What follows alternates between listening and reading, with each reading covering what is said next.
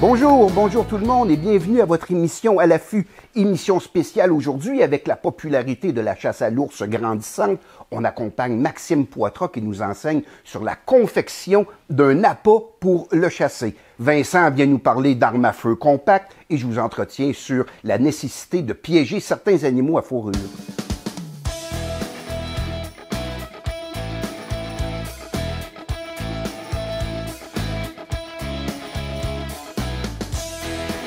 On arrive dans la section de l'émission que j'apprécie particulièrement parce que je suis toujours en compagnie de Vincent Cloutier, mon expert technicien. Salut Vincent. Salut Sylvain. J'aime ça quand tu m'amènes des armes hein, parce que ça démystifie un peu qu'une arme à feu sur une table comme ça, c'est pas dangereux. C'est pas dangereux. Oui, c'est pas dangereux. Mais une particularité chez ces armes-là, c'est que je les trouve petites, je les trouve légères, je les ai manipulées un peu. C'est pour une clientèle particulière? Oui. Écoute, si on recule de plusieurs années, les armes, on va dire la crosse, là, étaient toutes de la même longueur. Ouais. C'était pour une personne de 5 pieds 10. Les grands la trouvaient trop courte. Les petits la trouvaient trop longue. Oui. Fait que il y a de plus en plus de femmes qui chassent. Oui. Il y a de plus en plus de relèves aussi. Les compagnies s'en ont rendu compte. Les premières armes qui ont sorti, ils appelaient un terme anglais les youths. Oui. Pour les jeunes, mais il n'y a pas juste pour les jeunes, c'est vraiment pour les personnes de petite taille. La grosse différence, oui, la légèreté, mais surtout la longueur de la crosse. La longueur de la crosse, parce que les gens n'ont pas nécessairement des grands bras, puis ils sont toujours à bout de bras quand ils prennent une arme de cette époque-là, qui était faite pour à peu près monsieur tout le monde. Oui. Je suis content qu'ils soient venus avec des modèles un peu plus courts. Oui. Puis en même temps, ça l'aide à la précision. Oui, une carabine, souvent, de nos jours, on est à côté, dans notre cache fermée, dans notre tente. Mais si on veut faire un tir rapide avec un fusil à perdrix ou à l'oiseau migrateur, si on est toujours en train de vouloir chercher notre système de gâchette, puis en faisant, on va dire, en tordant notre fusil, bien là, on manque de la précision. Absolument. Et un fusil, c'est quand même pas si pire parce qu'il n'y a pas de télescope. Une arme, une carabine, comme un télescope, que si on est mal placé, qu'est-ce qui va arriver? Bien, le télescope, avec le recul... Je te vois venir. Il va y avoir un choc sur le visage. Ouais. Pour les armes à feu, style carabine, par exemple, vu que c'est des armes plus compactes, ils n'ont pas fait des calibres Magnum. Il faut que ça soit un peu une belle relation. Ouais. Petit modèle plus léger, Ouais. si tu mets un calibre Magnum sur une arme légère, c'est sûr que le recul va être hyper violent. On parle souvent de 2,43, 7 mm 0,8, un calibre que j'aime beaucoup. Puis, on va dire le plus gros calibre, un calibre hyper populaire, c'est 308. OK. Un calibre 308. Peu importe la compagnie, pas mal toutes les compagnies en font dans les carabines. Si je continue avec ta carabine, Vincent, moi, ce que je remarque souvent chez les jeunes qui s'initient aux manipulations d'armes et qui veulent s'initier à la chasse, lorsque la crosse est trop longue, au moment qu'ils viennent pour épauler, le talon de la crosse accroche leurs vêtements sous le bras et ils perdent une seconde à monter l'arme à feu comme il faut. Ils vont quand même tirer, mais c'est là qu'ils vont se faire mal. L'arme à feu mal accotée sur l'épaule, le risque de contact de la lunette avec le visage. C'est des inconvénients qui sont tous reliés finalement à la longueur de la crosse. Et ça n'empêche pas une personne de taille normale d'utiliser ces armes-là quand même. Absolument. Moi, j'en ai une pour mes filles, ma blonde, mais c'est une arme que j'aime beaucoup chasser avec pour l'ours. C'est une arme très légère, je chasse dans des tristènes, petit calibre, 7 mm 0,8. Prend pas de place. Prend pas de place. Dans le fusil, on en vend beaucoup moins, c'est souvent du calibre 20 aussi. OK.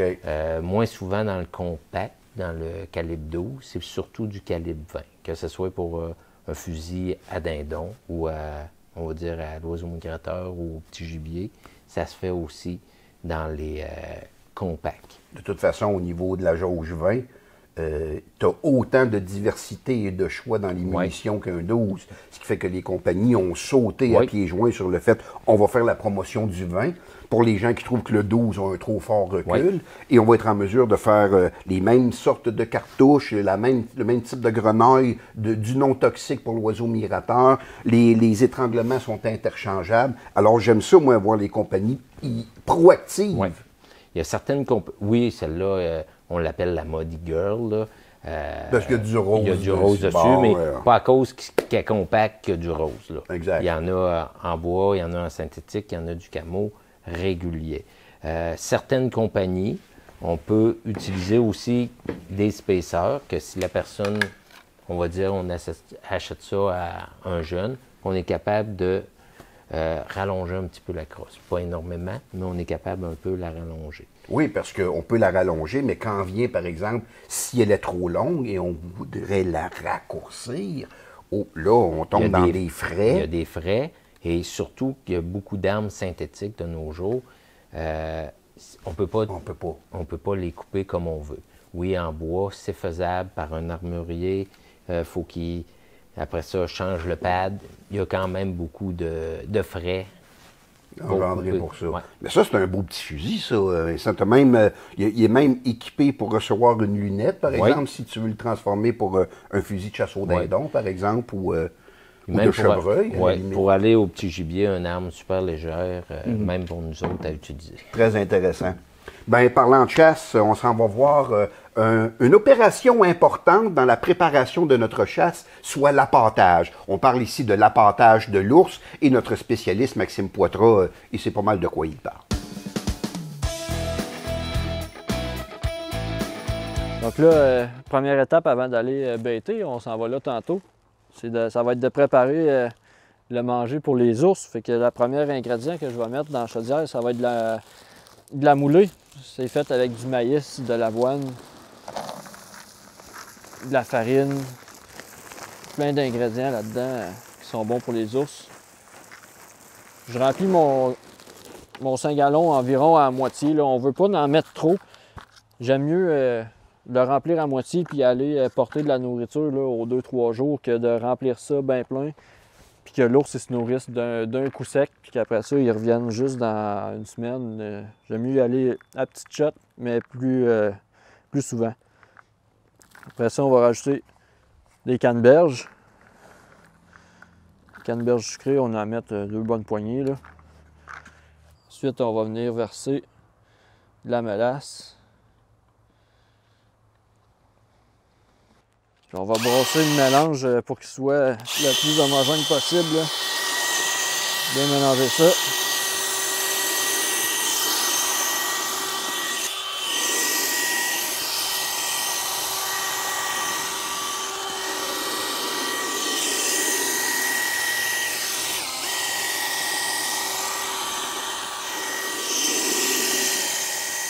Là, notre mélange il est complété. C'est le résultat. Fait qu'on va être prêt à aller nourrir nos ours. On s'en va là.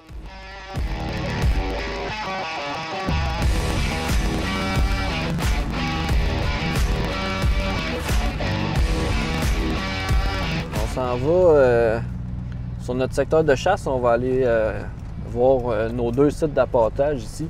Voir si les ours ont commencé à fréquenter le secteur un petit peu.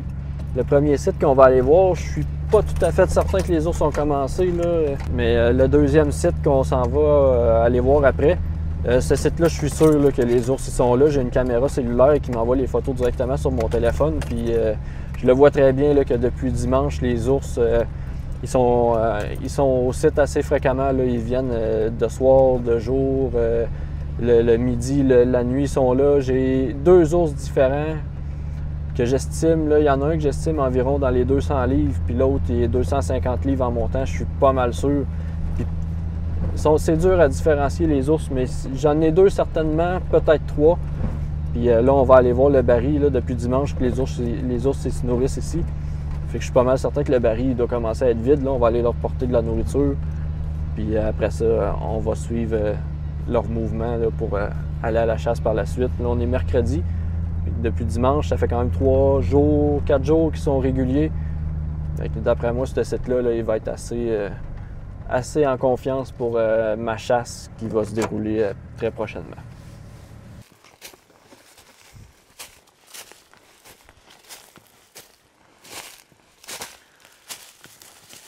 On va venir regarder la caméra de surveillance, voir le baril n'a pas bougé, l'ours ne sont pas venus ici.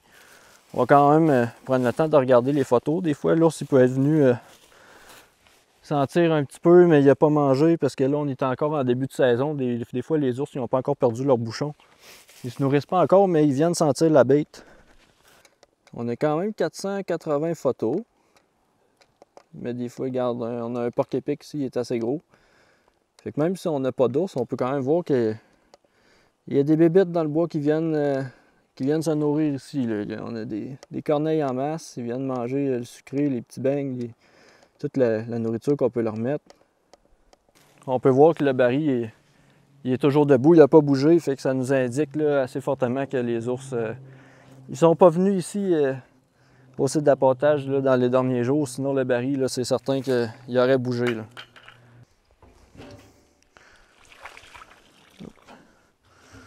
Essayer de garder notre produit quand même sur le couvert. Des bonnes odeurs. On va mettre un peu de nourriture.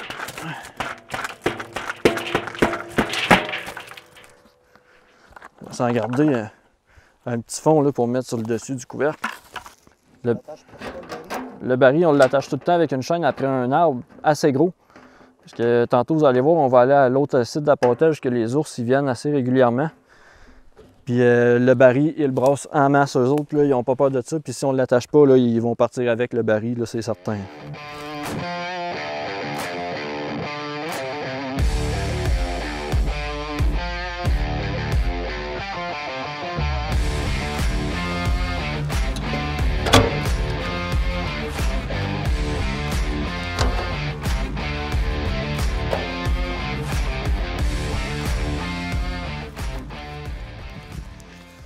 Quand on vient appâter l'ours aussi comme ça, n'ayez pas peur de le brasser, votre baril.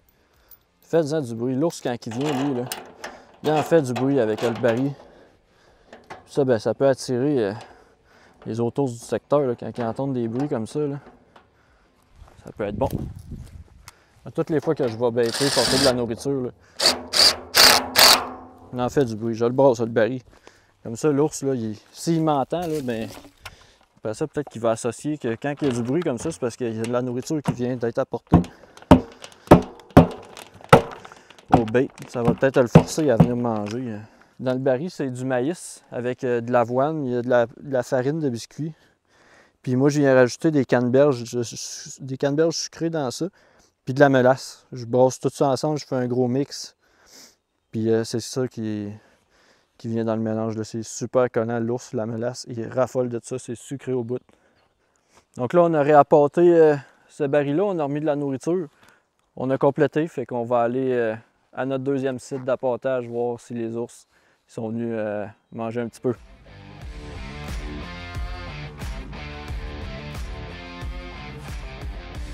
Donc là, on arrive au site numéro 1.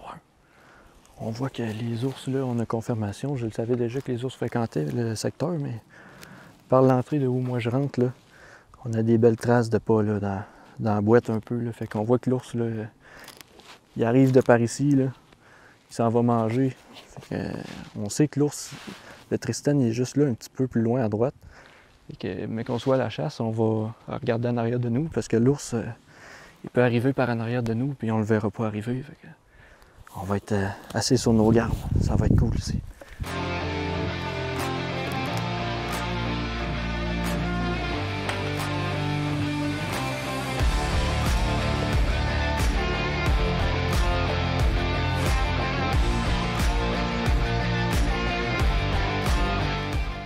Là, on vient d'arriver au site.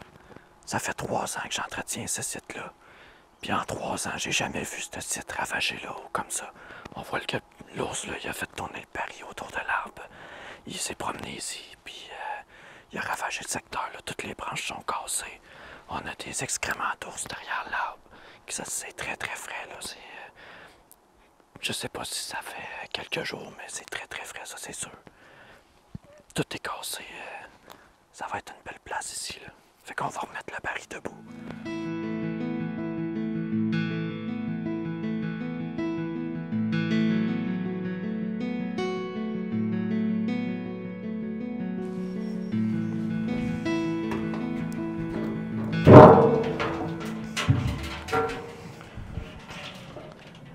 L'ours, il a défoncé mon baril.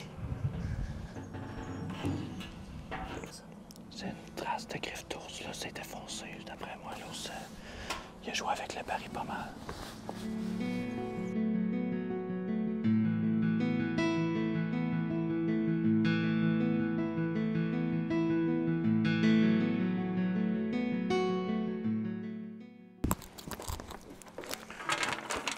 On va écraser ça bien comme il faut. Puis là, on va le gâter un petit peu, notre nounours. Un ours, ça aime le sucré. On va y mettre des beignes.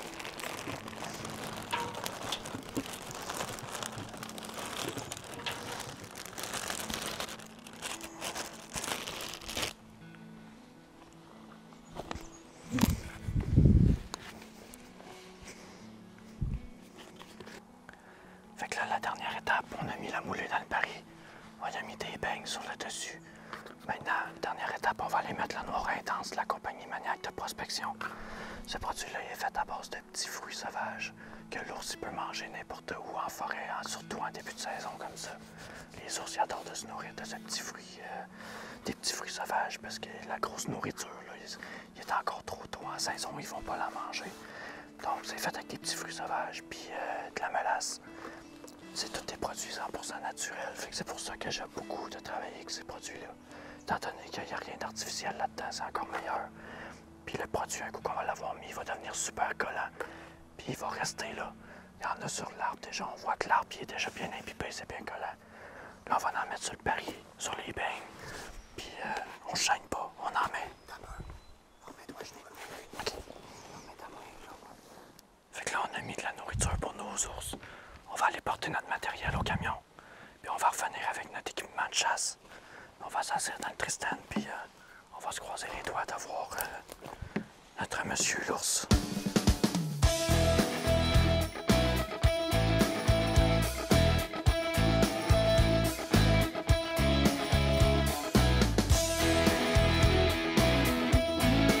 Comme ça, Vincent, des reportages comme ça où on voit un jeune qui a un peu de la drive. Et en plus, Maxime, il connaît ça. Je lui dis, hey, vas-tu aborder tel angle? Oui, aborder tel angle, tu sais, l'apportage. On remarque ici que, bon, c'est un investissement. Oui. Hein? Investissement en temps, investissement en argent. Puis je pense que Maxime, proche de ses sous, a su bien marier le fait qu'il se fait un appât qui fonctionne à faible coût. Oui. Parce qu'il mélange lui-même ses ingrédients. Il se trouve de la vieille mélasse industrielle avec de la moulée, un peu de maïs. Il mêle tout ça. Il se fait finalement une barre granola. Oui. Hein? Parce que l'ours, oui, ça mange beaucoup. Il y a certains secteurs qui ont du raton laveur aussi. Ben oui. Puis là, s'il arrive une famille de ratons, ben, puis qu'il vide ton baril, le but, c'était pour l'ours. Là. Fait que c'est des appâts, il ne faut pas que ça coûte trop cher. C'est ça. Et lui avait dit, il disait qu'il n'en mettait pas trop, mais il préférait aller visiter ces sites plus souvent. C'est un choix. Mais si on chasse loin, par exemple, Oui. on apporte loin, des fois, c'est pas possible. Donc, les gens remplissent Oui, au les encore barils. le baril pour être sûr après ça. Faire avoir- une semaine au moins. C'est ça, avant d'y retourner. Ouais. Mais j'ai trouvé ça intéressant. C'est juste qu'à la fin, quand il dit, bon, ben, on va revenir à la chasse, on n'a pas le résultat de sa chasse, mais on voulait juste vous sensibiliser sur la façon de bien préparer l'appartage à l'ours. Et il y a moyen, à faible coût, connaissant bien, il s'agit de se procurer un baril. Ce que j'ai aimé, c'est qu'il y a un gros plan sur la façon de sceller son couvercle. Oui. Parce que, par expérience, j'ai déjà eu un baril que j'avais mal scellé le couvercle et l'ours avait été capable de l'arracher. Oui. Donc, ici, avec une bonne vis qui a été vissée avec un genre de moine, comme on appelle, là, c'était à l'épreuve des ours. Mais moi, je veux faire un peu de millage là-dessus, Vincent, si tu permets. L'ours est également un animal à fourrure, Oui. donc on peut le trapper. Et tu sais que le trapage, dans certaines communautés québécoises et canadiennes, c'est souvent une activité un peu controversée. Oui. Bon. C'est pour ça que les associations de trappeurs et la Fédération des trappeurs du Québec met énormément d'efforts et d'énergie sur des pièges qu'on dit sans cruauté, hein, des pièges qui sont efficaces. Oui.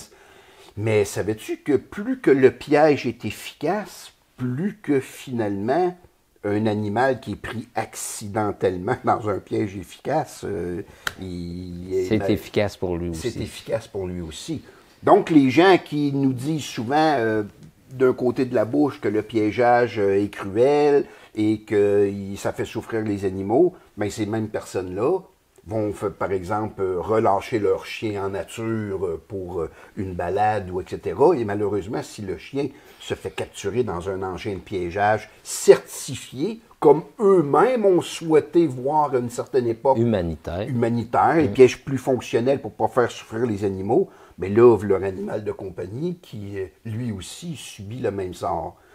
Donc, je trouve ça un peu, sans dire cocasse, parce que c'est jamais heureux de voir notre animal de compagnie se faire prendre dans un engin de piégeage, mais de voir que ces gens-là militaient à une certaine époque sur l'efficacité des pièges, et aujourd'hui disent « Ouais, mais là, vos pièges sont trop efficaces, si Pitou se fait prendre dedans, je peux pas libérer Pitou. » C'est un peu bizarre comme situation, mais c'est le modernisme.